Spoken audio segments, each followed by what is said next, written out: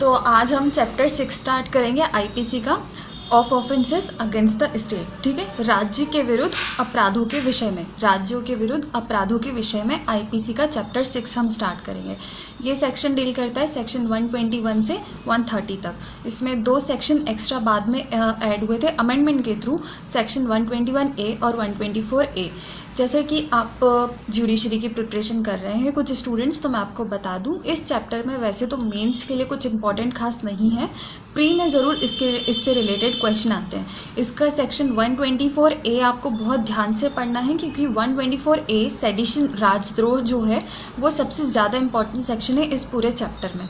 Okay, तो हम start करते हैं। जैसे मैंने आपको बताया 121A और 124A जो है वो डील अमेंडमेंट के थ्रू आया है। 121A जो है वो आया है 1870 में, और 121A जो है 124A सेडिशन, राजद्रोह जो है वो 1898 से आएगा। ओके, अब हम सेक्शन 121 पढ़ते हैं।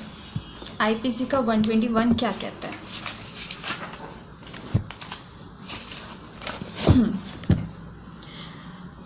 वेजिंग और attempting to wage war. First हुआ वेजिंग, सेकंड हम जैसे बैरेट लैंग्वेज को नहीं समझ पाते तो हम इसको ब्रेक करके पढ़ते हैं तो इजीली आपको समझ आता है। ठीक है, तो हम फर्स्ट पढ़ते हैं वेजिंग। ओके, देन और attempting to wage war, attempting to wage war से थर्ड चीज़ बोल रहा है, और अबेटिंग वेजिंग ऑफ वार, जैसे हमने आगे आपके सेक्शन में पढ़ा 107 से 120 तक अबेटमेंट, ठीक वही बोल रहा है वो। Abetting waging of war against the government of India, against the government of India. ठीक है, इसका मैं आपको हिंदी बता देती हूँ फिर एक्सप्लेन करती हूँ। भारत सरकार के विरुद्ध युद्ध करना, भारत सरकार के विरुद्ध युद्ध करना, या युद्ध करने का प्रयत्न करना, या युद्ध करने का दुष्प्रेरण करना, ये 3 चीज़ें बोल रहा है। भारत सरकार के विरुद्ध या तो वेजिंग वार करना, या उसका अटेम्प्ट करना, या अबेट करना, ये 3 चीज़ें 121 में बताई गई है। ओके, अब ये अंदर क्या बोलता है? हु एवर, मतलब एक्सप्लेन क्या करता है बैरेट में, whoever wage war against the government of India और attempt to wage such war और abets the waging of such war shall be punished with, मतलब इसकी पनिशमेंट बताई गई है कि अगर राज्य सरकार में के विरुद्ध कोई भी सरकार, राज्य सरकार है या सेंट्रल गवर्नमेंट, कोई भी सरकार है, उसके विरुद्ध अगर कोई वेज वार करता है या अटेम्प्ट करता है तो उसकी पनिशमेंट बताई गई है। पनिशमेंट हो सकती है या तो डेथ पेनल्टी या LI यानी कि लाइफ इम्प्रिजनमेंट, ठीक है, या फिर फाइन, मतलब फाइन तो हो गई सही, death penalty, life imprisonment with fine. Okay, अब जैसे मैंने आपको बताया कि हुएवर बोला इसमें, तो हुएवर जो होता है वो इंक्लूड करता है या तो इंडियन सिटीजन या फॉरेनर। अगर पर्टिकुलर इंडियन सिटीजन लिखा होता है सेक्शन में तो लिया जाता है, पर अगर हुएवर बता दिया गया है तो हुएवर का मतलब होता है कि उसमें इंडियन सिटीजन भी इंक्लूड होगा और फॉरेनर भी इंक्लूड होगा। ओके, अब जैसे इसको मैं आपको बता देती हूँ कि ये जो है 121 ये डील करता है, ये कौन कौन सा, मतलब CRPC का ये है कॉग्निजेबल ऑफेंस। कॉग्निजेबल ऑफेंस जो है वो CRPC में सेक्शन 2C में डिफाइन किया गया है। ठीक है, आप चाहें तो इसकी डेफिनेशन पढ़ सकते हैं। अब कॉग्निजेबल ऑफेंस क्या होते हैं? तो कॉग्निजेबल ऑफेंस वो होते हैं जिनमें ऑफेंडर को बिना वारंट के अरेस्ट किया जा सकता है। वरना आपने हमेशा ही सुना होगा कि वारंट दिखा अरेस्ट करने से पहले, पर कॉग्निजेबल ऑफेंस वो ऑफेंस होते हैं जिसमें वो बहुत ज़्यादा हीनियस या बहुत बड़े ऑफेंस होते हैं जिसमें वारंट की ज़रूरत नहीं होती, बिना वारंट के उस ऑफेंडर को अरेस्ट किया जा सकता है। तो सेक्शन 121 जो डील करता है वो पूरा कॉग्निजेबल ऑफेंस है, तो उसमें बिना वारंट के अरेस्ट किया जा सकता है ऑफेंडर को। Got it? इसको हिंदी बोलते हैं कॉग्निजेबल ऑफेंस को संघीय अपराध, संघीय अपराध कहा जाता है। 2C CRPC में इसको डिफाइन किया गया है। फिर ये है non bailable offence. Non bailable offence जो है उसको भी आपने CRPC में डिफाइन किया गया है 2A में। नॉन बेलेबल मतलब कुछ अपराध ऐसे होते हैं जिनमें बेल मिल सकती है, पर कुछ अपराध बहुत ज़्यादा बड़े या हीनियस होते हैं तो उनमें बेल नहीं मिल सकती। ठीक है, तो ये 121 जो है ये ऑफेंस भी ऐसे हैं, मतलब स्टेट के अगेंस्ट भी ऐसे ऑफेंस है जिनमें बेल नहीं मिल सकती, ठीक है। अब बेल नहीं मिल सकती, पर उसी के साथ कुछ सर्कमस्टांसेस ऐसे हैं। इसका सेक्शन है 437, सीआरपीसी का 437 है, जिसमें कुछ कंडीशंस बताई गई हैं, कुछ सर्कमस्टांसेस बताए गए हैं कि इनके तहत 121 में भी बेल मिल सकती है। ऐसे तो नहीं मिल सकती, पर 437 सीआरपीसी में कुछ कंडीशंस बताई गई हैं जिनके तहत बेल दी जा सकती है आईपीसी 121 में, ओके। तो फिर ये है tribal bye court of session, मतलब कि ये कोर्ट ऑफ सेशन के द्वारा ट्राई किए जाते हैं। ट्रायल इनका जो चलता है वो कोर्ट ऑफ सेशन में चलता है, ओके। और कोर्ट ऑफ सेशन जो है वो सीआरपीसी में बताया गया है सेक्शन 225 से 237 में, ठीक है। सीआरपीसी में 225 से 237 तक में tribal by court of session define किया गया है। इसमें पूरा प्रोसीजर बताया गया कि किस प्रोसीजर के थ्रू ये ट्राई किया जाता है, ट्रायल चलाता है, ओके। फिर ये है नॉन कंपाउंडेबल ऑफेंस, मतलब ये जो हम वेजिंग वार पढ़ रहे हैं, मतलब ऑफेंसेस अगेंस्ट द स्टेट, तो मैंने आपको पहले ही 121 में बता दूं कि ये कॉग्निजेबल ऑफेंस होते हैं, नॉन बेलेबल होते हैं और नॉन कंपाउंडेबल होते हैं। जैसे मैंने कॉग्निजेबल बता दिया, नॉन बेलेबल बता दिया, वैसे अब कंपाउंडेबल। तो क्या होता है नॉन कंपाउंडेबल ऑफेंस? वो ऑफेंसेस जो, ये भी सीआरपीसी में आपको मिल जाएगा डिफाइन किया हुआ, हाँ। तो नॉन कंपाउंडेबल ऑफेंस वो होते हैं जिनमें ईजिली समझौता नहीं किया जा सकता। कई ऑफेंसेस ऐसे हो सकते हैं जिनमें सेटलमेंट होता है या समझौता किया जा सकता है, पर नॉन कंपाउंडेबल ऑफेंस ये हैं जिनमें समझौते नहीं होते। इनमें ट्रायल चलेगा ही और इनमें पनिशमेंट मिलेगा ही, ओके। क्योंकि इनका नेचर जो होता है वो एक्सट्रीम होता है या हाई रिगर, मतलब क्या बोल सकते हैं, टफ बोल सकते हैं। ऐसा बहुत बड़े हीनियस क्राइम होते हैं, उनमें नॉन कंपाउंडेबल ऑफेंस लग जाता है, ओके। ये 320 सीआरपीसी में डिफाइन किया गया है, सीआरपीसी 320 सेक्शन में डिफाइन किया गया है। अब ये जो है ये वाला 121 सेक्शन, इसके लिए ज़रूरी नहीं है, जैसे हमने आईपीसी में आगे पढ़ा था कि मेंस रिया होना ज़रूरी है ऑफेंस के लिए, पर 121 जो है वो ये कहता है कि इसके लिए एक्टस रियस होगा ओनली, तब भी पनिशेबल होगा। ज़रूरी नहीं है कि मेंस रिया हो ही, ठीक है। मतलब इंटेंशन मैटर नहीं करता 121 में, वेजिंग वार में या सेडिशन हो या कुछ भी स्टेट के अगेंस्ट जो क्राइम हो रहे हैं उसमें ज़रूरी नहीं है कि गिल्टी इंटेंशन हो या बैड या रॉन्ग इंटेंशन हो, क्योंकि इसमें इंटेंशन मैटर ही नहीं करता। अगर आपने स्टेट के अगेंस्ट में क्राइम किया है तो आप ऑफेंडर माने जाएंगे, आप पनिशेबल होंगे, ओके। तो यहाँ पे एक्टस रियस मैटर करता है, मेंस रिया मैटर नहीं करता, ओके। यहाँ पे हमारा 121 ख़त्म होता है। अगर आपको इसके केसेस देखना है 121 के, तो मैं आपको नाम बता देती हूँ, आप देख लेना। जैसे आपने सुना ही होगा कसाब का, बहुत इंपॉर्टेंट केस लॉ है ये। MD Ajmal Kasab, MD Ajmal Kasab at Abu, okay, versus state of Maharashtra, ये 29 अगस्त 2012 को अजमल कसाब को फांसी दे दी गई थी, ओके। ये केस फेमस है। फिर दूसरा केस है वो है Ganesh D Savarkar versus emperor, Ganesh D Savarkar versus emperor, okay. इसमें क्या कहा गया था कि जो अक्यूज्ड है वीर सावरकर, उन्होंने एक पोइट्री बुक पब्लिश की थी। वो पोइट्री बुक उस टाइम पे, ये काफ़ी पुराना केस है, ओके। तो ये पोइट्री बुक जो है ये ऐसा था कि अंग्रेज़ों के विरुद्ध हमें तलवार उठानी चाहिए और अगर ज़रूरत पड़े तो हम खून भी बहा सकते हैं, हमें लड़ना चाहिए अंग्रेज़ों से ताकि हमारा देश आज़ाद हो सके, ऐसा कुछ उनकी पोइट्री में लिखा हुआ था। अब इसमें उन्होंने सरकार के विरुद्ध, क्योंकि उस टाइम पे अंग्रेज़ सरकार थी, तो सरकार के विरुद्ध लिखा था ये पोइट्री, तो इसलिए वो पनिशेबल हुए सेक्शन 121 आईपीसी के तहत, ओके। सेक्शन 121 आईपीसी के तहत ये जो थे वीर सावरकर जी वो पनिशेबल हुए, ओके। अब हम आते हैं नेक्स्ट सेक्शन पे। और एक और चीज़ है, ऑल द पर्सन्स, जितने भी पर्सन वेजिंग वार में पार्टिसिपेट कर रहे हैं, जितने भी, उन सभी को इक्वली पनिश किया जाएगा, अलग अलग पनिश नहीं किया जाएगा, वो सभी इक्वली पनिशेबल है, ओके। अब हम आते हैं नेक्स्ट सेक्शन पे। नेक्स्ट सेक्शन है हमारा आईपीसी का 121A। 121A क्या कहता है ये जैसे मैंने आपको बताया था अमेंडमेंट के थ्रू आया था, amendment of 1870, okay, amendment of 1870 के थ्रू ऐड हुआ था।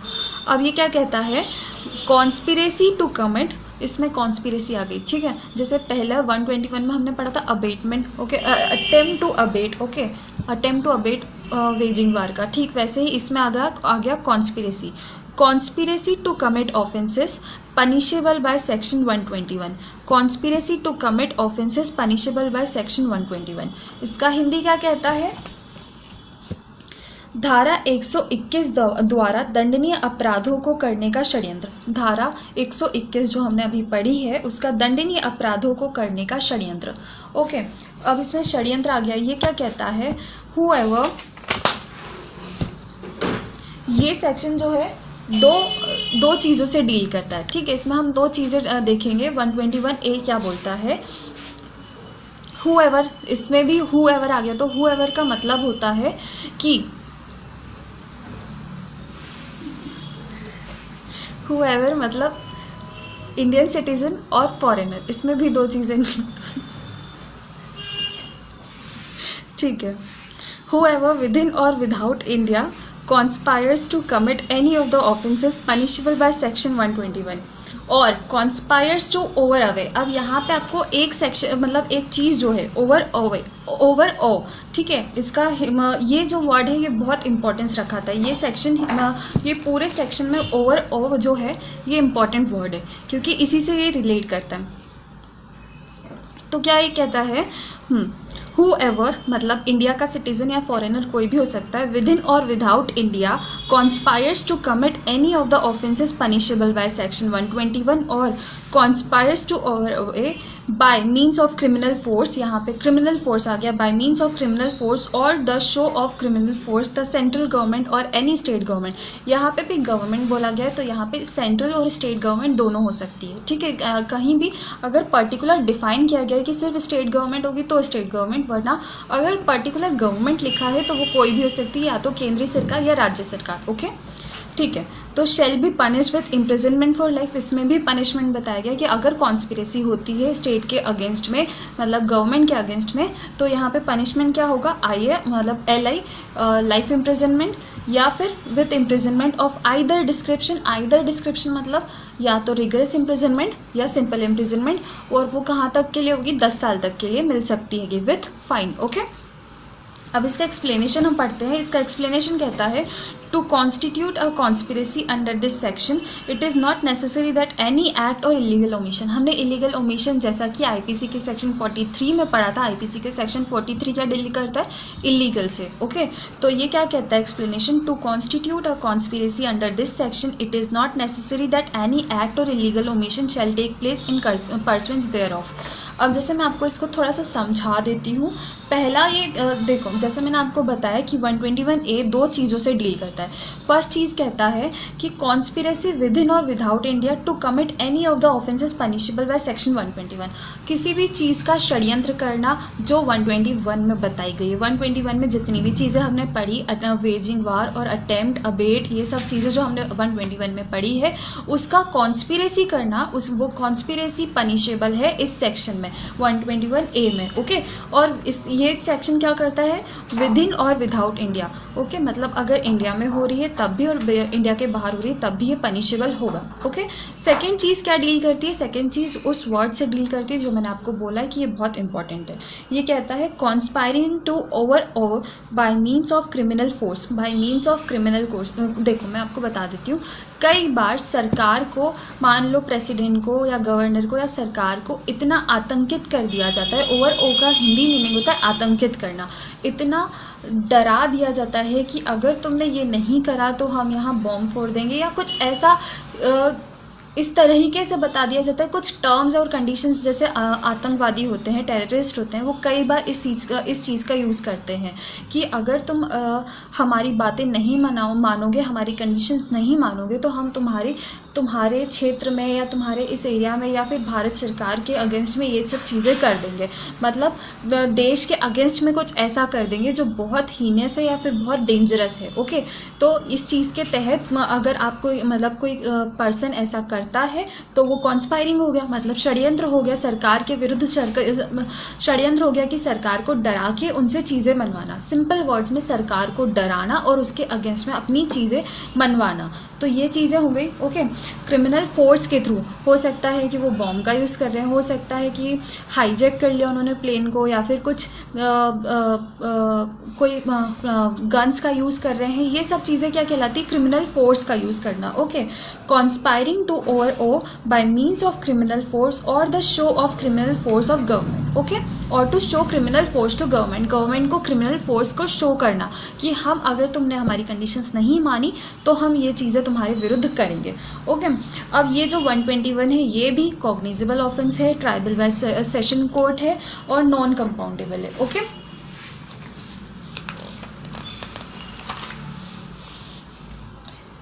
अब यहाँ पे केस लिखिए आप। केस है Barindra Kumar Ghosh versus emperor. Barindra Kumar Ghosh versus emperor. ये क्या कहता है? The high court of Calcutta, the high court of Calcutta held ने कहा था कि that where it has been proved that a secret society of members was operating from Calcutta as its headquarter and holding meetings, मतलब कलकत्ता में सीक्रेट मीटिंग हेल्ड हो रही थी। ठीक है, सीक्रेट मीटिंग हो रही थी जहाँ पे लोग मिल रहे थे और उन्होंने आर्म्स जो थे वो इकट्ठा कर लिए थे। काफ़ी सारी मीटिंग्स चल रही थी। उन्होंने देखा कि यहाँ पे कुछ तो पुलिस को पता चल गया या फिर सरकार को पता चल गया कि यहाँ पे कुछ मीटिंग्स हो रही हैं और वो इलीगल मीटिंग्स हो रही है, यहाँ पे आर्म्स इकट्ठा कर रहे हैं, तो ऑब्वियसली पता चल रहा है कि यहाँ पे वेज वॉर की चीज़ें हो रही है, तो वो ये 121A के तहत पनिशेबल हैं। ओके, अब हम आते हैं नेक्स्ट सेक्शन पे। अगर केस का नाम सुनना है तो सुन लीजिए, वो पहले वाले का, Barindra Kumar Ghosh versus emperor. Barindra Kumar Ghosh versus emperor. अब हम आते हैं नेक्स्ट सेक्शन पे 122। फर्स्ट मैं 121A का हिंदी कह देती हूँ क्योंकि मैंने इसका हिंदी नहीं कहा था। जो कोई धारा 121 द्वारा दंडनीय अपराधों में से कोई अपराध करने के लिए भारत के भीतर या भारत के बाहर षड्यंत्र करेगा या केंद्र सरकार को या किसी राज्य की सरकार को आपराधिक बल द्वारा या आपराधिक बल के प्रदर्शन द्वारा आतंकित करने का षड्यंत्र करेगा, वह आजीवन कारावास से या दोनों में से किसी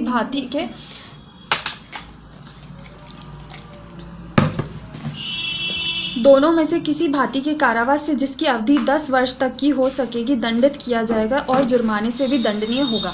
इसका स्पष्टीकरण क्या कहता है? इस धारा के अधीन षड्यंत्र गठित होने के लिए यह आवश्यक नहीं है कि उसके अनुसरण में कोई कार्य अवैध लोग घटित हुआ हो। देखो ये क्या कहता है, ज़रूरी नहीं है कि घटित हो ही गया हो। इसका एक्सप्लेनेशन ने बिल्कुल प्रॉपर कहा है कि अटेम्प्ट होना ही ऑफेंस माना जाएगा। ज़रूरी नहीं है कि आप वो क्राइम हो ही गया हो, सिर्फ अटेम्प्ट हो गया मतलब वो ऑफेंस हो गया है। Got it? अब हम नेक्स्ट सेक्शन पे आते हैं 121। 121 क्या कहता है? Collecting arms etcetera, collecting arms etcetera with intention of waging war against the government of India. Collecting arms with intention of waging war against the government of India. अब ये क्या एक्सप्लेन करता है? whoever collects main, मतलब इसमें देखो arms तो लिखा है डायरेक्ट लैंग्वेज में, बट उसके बाद वो एक्सप्लेन क्या कर रहे हैं? मैन को भी कलेक्ट करना, मतलब लोगों को इकट्ठा करना, या फिर आर्म्स और एम्यूनिशन और otherwise prepares to wage war, मतलब यहाँ पे प्रिपरेशन हो गई, prepares to wage war with the intention of either waging और being prepare to wage war against the government of India shall be punished with imprisonment for life. इसमें भी punishment बता दिए कि LI से पनिशेबल होंगे, या तो फिर imprisonment for either description for a term of exceeding 10 years, मतलब 10 साल तक की या तो इम्प्रिजनमेंट मिलेगी या LI मिल सकता है और विथ फाइन। ओके, अब ये सेक्शन क्यों इंपॉर्टेंट है? क्योंकि ये सेक्शन है एक्सेप्शन। किस चीज़ का एक्सेप्शन है? IPC में अगर आप किसी ऑफेंस को करने के लिए प्रिपरेशन कर रहे हैं और उसी में आप अगर पकड़ा गए हैं तो जो प्रिपरेशन ही हुई है सिर्फ, तो वो पनिशेबल नहीं होती। पर 121 कहता है ये एक्सेप्शन है IPC के उन चीज़ों में, सिर्फ 4 सेक्शन एक्सेप्शन है कि इनमें प्रिपरेशन भी पनिशेबल है। ठीक है, तो 122 जो है वो उनमें से एक है। 122 कहता है कि प्रिपरेशन, वेजिंग वार की प्रिपरेशन करना भी एक पनिशेबल ऑफेंस है। ठीक है, तो अगर सिर्फ प्रिपरेशन ही चल रही है वेजिंग वार की तो वो 122 के तहत पनिशेबल है। ओके, प्रिपरेशन कैसी? आर्म्स इकट्ठा कर लिए हैं, लोगों को बुला लिया है, मीटिंग चल रही है, तो ये सब चीज़ें क्या है? पनिशेबल है। Got it? मैं इसका हिंदी एक बार पढ़ देती हूँ आपको, फिर मैं आपको इसके इसेंशियल्स बता देती हूँ कि 122 के इसेंशियल्स क्या हैं। बस इसमें आपको ये याद रखना है कि ये आईपीसी का एक एक्सेप्शन में आता है कि अगर मतलब आईपीसी का एक्सेप्शन में आता है, ये कहता है कि प्रिपरेशन भी ऑफेंस है और प्रिपरेशन भी पनिशेबल होगी। ओके, बाकी दूसरे ऑफेंसेस की प्रिपरेशन पनिशेबल नहीं होती, पर इसकी है।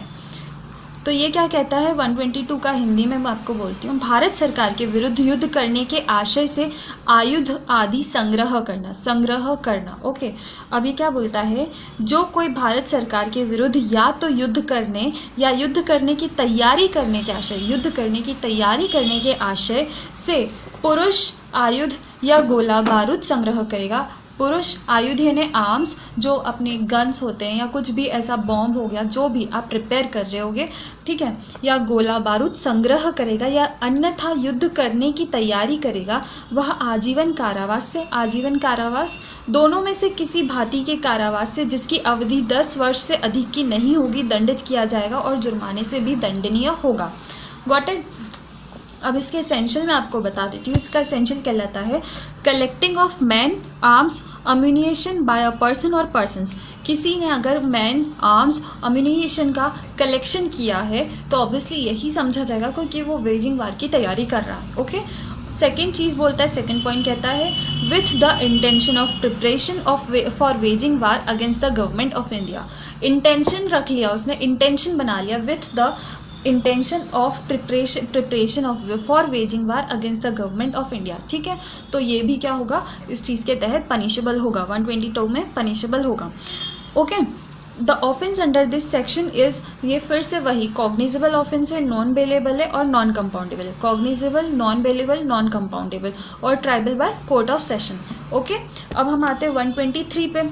आईपीसी का सेक्शन 123 क्या कहता है, पहले मैं आपको बता दूं 123 जो है आईपीसी का वो रिलेट करता है, या फिर आप अगर समझना चाहें तो ये आईपीसी का 118 सेक्शन जो हमने पढ़ा था कंसीलिंग पब्लिक सर्वेंट का अबेटमेंट में जो हमने पढ़ा था 118, सेम वैसा ही कुछ कंसेप्ट है 123 का। 118 आईपीसी का अबेटमेंट में जो हमने पढ़ा था कंसीलिंग, चीज़ों को छुपाना। पब्लिक सर्वेंट अगर कोई चीज़ें छुपा रहा है, कोई डिज़ाइन छुपा रहा है, उसको प्लान का पता है कि यहाँ पे वो प्लान हो रहा, मतलब ऐसा कुछ होगा क्राइम का प्लानिंग वगैरह, और वो छुपा रहा है, तो वो चीज़ थी 118 में। ठीक वैसा ही 123 में भी है, बस थोड़ा सा डिफरेंस है। वहाँ पे वो एक पर्टिकुलर ऑफेंस कर रहा है, यहाँ पे गवर्नमेंट, स्टेट गवर्नमेंट के अगेंस्ट में वो चीज़ें छुपाना, ये चीज़ डील करती है। ठीक है, तो ये क्या बोलता है, concealing with intent to facilitate design to wage war. Concealing with intent to facilitate design to wage war. ठीक है, अब इसका हिंदी क्या है 123 का, युद्ध करने की परिकल्पना को सुकर बनाने के आशय से छिपाना। युद्ध करने की परिकल्पना को सुकर बनाने के आशय से छिपाना। गॉट इट, मतलब युद्ध करना है और उसको वो मतलब कंप्लीट हो जाए, सक्सेसफुल हो जाए, इसके लिए कुछ चीज़ों को छिपाना। तो ये चीज़ें छुपा रहे हो, आपको नॉलेज है फिर भी आप नहीं बता रहे हो, तो ऑब्वियसली ये ऑफेंस होगा और ये पनिशेबल होगा। अब हम अंदर पढ़ते हैं, इसमें भी आ गया हुएवर। हुएवर मैंने जैसे आपको बताया ये इंक्लूड करता है कोई भी फॉरेनर या इंडियन सिटीजन। गॉट इट, तो ये क्या बोलता है, हुएवर बाय एनी एक्ट और by any illegal omission conceals the existence of a design to wage war against the government of India, intending by such concealment to facilitate or knowing it to be likely that such concealment will facilitate मतलब facilities provide करा रहा है obviously वो, the waging of such war shall be punished with imprisonment of either description for a term which may extend to 10 years shall also be liable to fine। मतलब either description कोई भी उसको punishment मिलेगा imprisonment to 10 years या फिर with fine। Okay, अब मैं आपको इसका हिंदी पढ़ देती हूँ तो आपको और समझ आ जाएगा। वैसे तो बहुत इजी सा सेक्शन है, आपको इजीली समझ आएगा। क्या कहता है, जो कोई भारत सरकार के विरुद्ध युद्ध करने की परिकल्पना के अस्तित्व को किसी कार्य द्वारा या किसी अवैध लोभ द्वारा इस आशय से, यहाँ पे कोई भी ज़रूरी नहीं है पब्लिक सर्वेंट, हर कोई, अगर कोई भी पर्सन जिसको नॉलेज है कि वेजिंग वार की प्लानिंग चल रही है और ऐसा उस प्लान का डिज़ाइन होगा, ओके, फिर वो इन चीज़ों को छिपा रहा है तो वो इस चीज़ के अंदर इंक्लूड होता है। तो ये क्या कहते हैं, या किसी अवैध लोभ द्वारा इस कार्य से कि इस प्रकार छिपाने के द्वारा ऐसे युद्ध करने को सुकर बनाएगा या यह संभाव जानते हुए कि इस प्रकार छिपाने के द्वारा ऐसे युद्ध करने को सुकर बनाएगा, छिपाएगा, वह दोनों में से किसी भांति के कारावास से, जिसकी अवधि 10 वर्ष तक की हो सकेगी, दंडित किया जाएगा और जुर्माने से भी दंडनीय होगा। Got it? मतलब अगर प्लान को छिपाना है, सिंपल वर्ड्स में अगर हम कहें तो चीज़ों को छिपाना, जो क्योंकि अगर आप बताते तो वो आपके सरकार के फ़ायदे में होता, अगर अब वो सरकार के अगेंस्ट में हो गया, क्योंकि अब वो सरकार बचा नहीं पा रही उस चीज़ को होते हुए, तो ये चीज़ क्या है? ऑफेंस है। चीज़ों को बता देते तो सही रहता, नहीं है तो आप पनिशेबल है, 10 साल तक की पनिशमेंट भोगो। Got it? अब हम आते हैं सेक्शन 124 में। 124 क्या कहता है? ये होता है असॉल्ट, रॉन्गफुल रिस्ट्रेंट, ये सब चीज़ें किसके अगेंस्ट में? प्रेसिडेंट या गवर्नर ऑफ एनी स्टेट, कोई भी सरकार, कोई भी राज्य के राज्यपाल जो हैं उनके विरुद्ध, या उनके प्रेसिडेंट जो है उनको उनकी पावर्स जो है वो एक्सरसाइज नहीं करने दे रहा, या कोई असॉल्ट करना, रॉन्गफुल रिस्ट्रेंट करना, जिसके थ्रू वो अपनी पावर्स यूज़ नहीं कर पा रहे, वो सब चीज़ें 124 में बताई गई है। क्या कहता है 124? पढ़ लेते हम। पहले तो मैं आपको बता दूं, जैसे ये क्या कह रहा है, लाइन सुनते हैं पहले।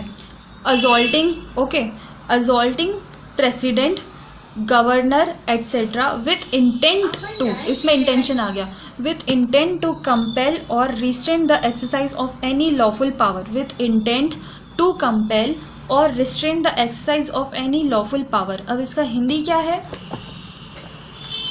किसी विधि पूर्ण शक्ति का प्रयोग करने के लिए, किसी विधि पूर्ण शक्ति का प्रयोग करने के लिए विवश करने या उसका प्रयोग अवरोधित करने के आशय से राष्ट्रपति, राज्यपाल आदि पर हमला करना। ओके, राष्ट्रपति या राज्यपाल पर हमला करना, ताकि वो अपनी पावर्स को एक्सरसाइज ना कर पाए, सही से यूज़ ना कर पाए, इसके लिए तो वो चीज़ कहाँ 124 में दंडनीय है। अब मैं आपको बता दूँ, असॉल्ट जो है आईपीसी में 351 के तहत डिफाइन किया हुआ है। अभी हम आगे 351 आईपीसी का पढ़ेंगे तो उसमें असॉल्ट बताया गया। असॉल्ट की हिंदी क्या होती है? हमला करना। Got it? फिर नीचे आगे हमने पढ़ा रॉन्गफुल रिस्ट्रेंट, तो रॉन्गफुल रिस्ट्रेंट क्या है वो बताया गया आईपीसी के 339 में। आईपीसी 339 में रॉन्गफुल रिस्ट्रेंट बताया गया है, ये भी पनिशेबल है। ये सब चीज़ें हम आगे पढ़ेंगे, फिलहाल हम 124 पढ़ लेते हैं। ओके, तो 124 क्या कहता है? हुएवर, यहाँ पे भी हुएवर आ गया, मतलब वही फॉरेनर या Indian citizen. Okay, whoever with the intention of inducing और कंपेलिंग द प्रेसिडेंट, मतलब इंड्यूस कर रहे हैं या कंपेल कर रहे हैं कि प्रेसिडेंट ऑफ इंडिया और the governor of the state, okay, to exercise और refrain from exercising in any manner any of the lawful powers of such president और गवर्नर। ठीक है, कोई प्रेसिडेंट है, कोई गवर्नर है, उनको उनकी पावर यूज़ करने से रोकना, ये सब चीज़ें इस सेक्शन में आती है। असॉल्ट्स और रॉन्गफुल रिस्ट्रेंट्स और अटेम्प्ट्स रॉन्गफुली टू रिस्ट्रेन और overawes by means of criminal force और the show of criminal force, मतलब वही क्रिमिनल फोर्स का यूज़ करना, क्रिमिनल फोर्स का यूज़ करना, या फिर अटेम्प्ट करना प्रेसिडेंट के अगेंस्ट में या फिर गवर्नर के अगेंस्ट में, तो ये सब चीज़ें क्या है? पनिशेबल है। अब इनकी पनिशमेंट क्या है? Imprisonment of either description for a term which में एक्सटेंड टू 7 years, मतलब 7 साल तक की पनिशमेंट मिल सकती है, और विथ फाइन। ओके, ये भी वही है, cognizable offence, non bailable, non compoundable and is tribal by the court of session. Got it? अब 124 जो है, मैं इसको आपको हिंदी में थोड़ा सा एक्सप्लेन कर देती हूँ। बैरेक लैंग्वेज में ये क्या कह रहा है? 124 किसी विधि पूर्ण शक्ति का प्रयोग करने के लिए विवश करने या उसका प्रयोग अवरोधित करने के आशय से राष्ट्रपति या राज्यपाल आदि पर हमला करना। अब ये क्या एक्सप्लेन करता है? जो कोई भारत के राष्ट्रपति या किसी राज्य के राज्यपाल को ऐसे राष्ट्रपति या राज्यपाल की विधि पूर्ण शक्तियों में से किसी शक्ति का किसी प्रकार प्रयोग करने के लिए या प्रयोग करने से विरत रहने के लिए उत्प्रेरित करने या विवश करने के आशय से, उत्प्रेरित या विवश करना कि आप अपनी पावर यूज ना करो, ये सब चीज़ें हैं। ठीक है, तो ऐसे राष्ट्रपति या राज्यपाल पर हमला करेगा या उसका सदोष अवरोध करेगा या सदोष अवरोध करने का प्रयत्न करेगा, या उसे आपराधिक बल द्वारा, ये चीज़ इंपॉर्टेंट है, आपराधिक बल द्वारा या आपराधिक बल के प्रदर्शन द्वारा, दो चीज़ हो गई, आपराधिक बल या उसका प्रदर्शन, द्वारा आतंकित करेगा, मतलब ऑब्वियसली किसी को डराना, धमकाना, आतंकित करना, तो ऑब्वियसली अगर नॉर्मल इंसान को अगर आप सामने गन भी रख दो तो वो आप जैसा जैसा बोलोगे वो वैसा वैसा करेगा। तो यहाँ राष्ट्रपति और राज्यपाल को रोकना है तो वो कोई आतंकित चीज़ कर रहा है, आतंकित विधि अपना रहा है, तो ऐसे आतंकित करने का प्रयत्न कर रहा है, तो वह दोनों में से किसी भांति के कारावास से, जिसकी अवधि 7 वर्ष तक की हो सकेगी, दंडित किया जाएगा और जुर्माने से भी दंडनीय होगा। Got it. यहाँ पे हमारा सेक्शन 124 भी खत्म होता है। अब हम पढ़ेंगे आईपीसी का सेक्शन 124A राजद्रोह। ये बहुत इंपॉर्टेंट सेक्शन है, तो कल हम इसे स्टार्टिंग से पढ़ेंगे कल के सेशन में। अभी मैं कमेंट्स ऑन कर देती हूँ, किसी को कुछ पूछना हो, कोई डाउट हो तो बिल्कुल पूछ सकते हैं। कमेंट्स ऑन है। आज का सेशन कैसा था वो भी बताइए।